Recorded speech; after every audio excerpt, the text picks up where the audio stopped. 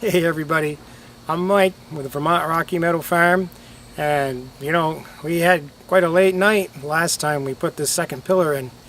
I think it was close to 1 o'clock in the morning before we got done, and well, I'm here to put pillar number 3 in, and I'm hoping that we're able to speed this process up a little bit and get things done a little sooner.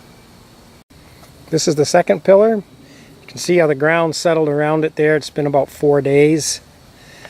So we've got 2 in, and I still got a whole bunch more to go. They got to go every 12 feet down to the other end. This building's going to be about 83 feet long.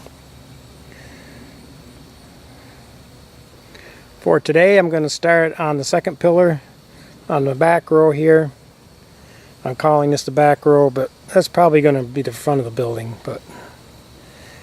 And I'm going to dig right about in there. I'm going to center it up 12 feet between centers on these. It's kind of late. It's about 4 o'clock on Friday, and our weekend's going to be kind of messed up a little bit, so that's why I'm out here on late Friday afternoon. Now, one thing that slows us down a little bit on these tubes is once we get the footing poured, as you've seen, I put a piece of rebar right in the center of where I want this tube to be, so that my anchor bolt that's in the top of these tubes theoretically should be directly over the piece of rebar and the footing. Well, what happens is when we start backfilling, the dirt wants to push the tube off center on the footing, and we have to keep adjusting it as we backfill. Eventually we'll get to a point where it doesn't do that, but it takes, we probably got to get up 4 or 5 feet before that dirt will stop pushing that tube off center. So I've got something a little different we're going to try. I'm going to try to put some rebar in there and hold that tube right in place on that footing so the dirt doesn't push it around. Hopefully that'll speed the backfilling up.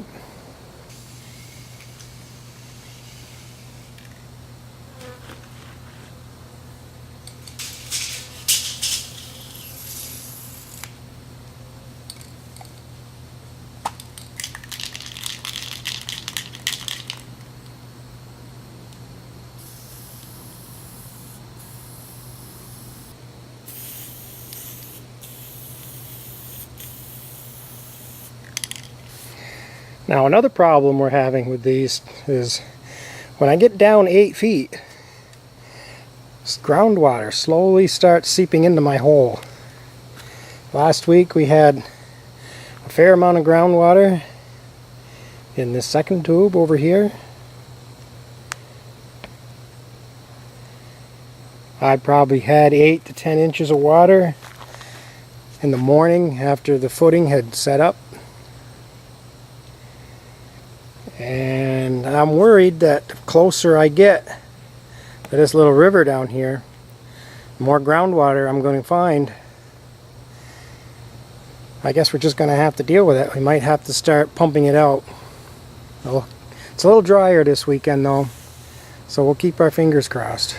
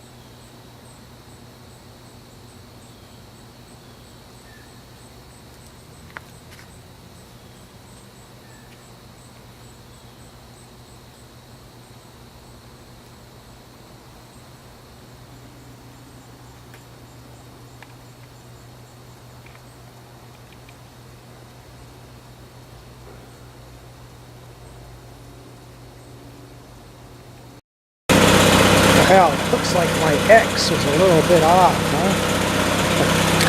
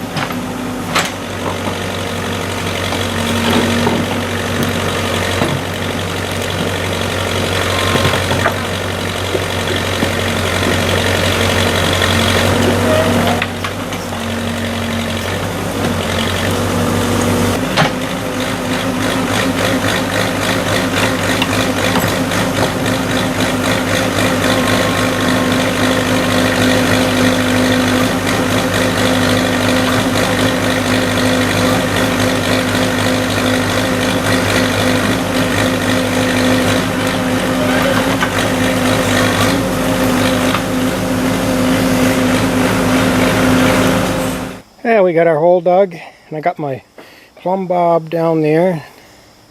Make sure that I've got enough room for my form boards, which I do. My anchor bolts are going to be 12 foot on center.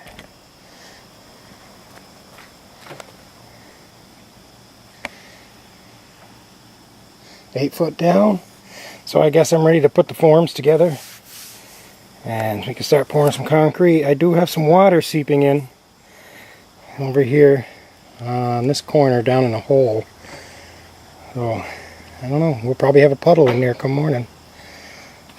Well, everybody, we're ready to mix concrete and start filling our form, but I don't know. We still got some daylight left, but I got a feeling we're going to lose it before we're done.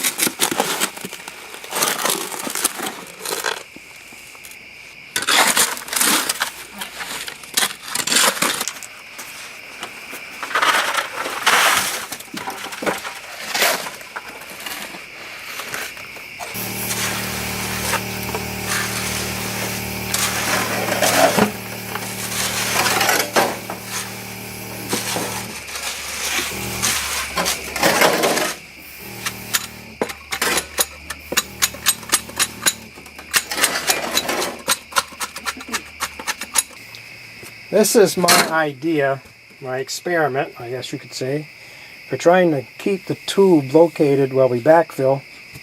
I've made this template, and this fits the inside diameter of the sonotube. This hole is for the center rebar that I put in the footing that locates and holds the pillar to the footing. And then I have these 4 holes here. And I'm going to put rebar in each one of those holes, and then the tube will fit down over this. And my plan is that this rebar will keep the bottom of the sonotube from sliding around.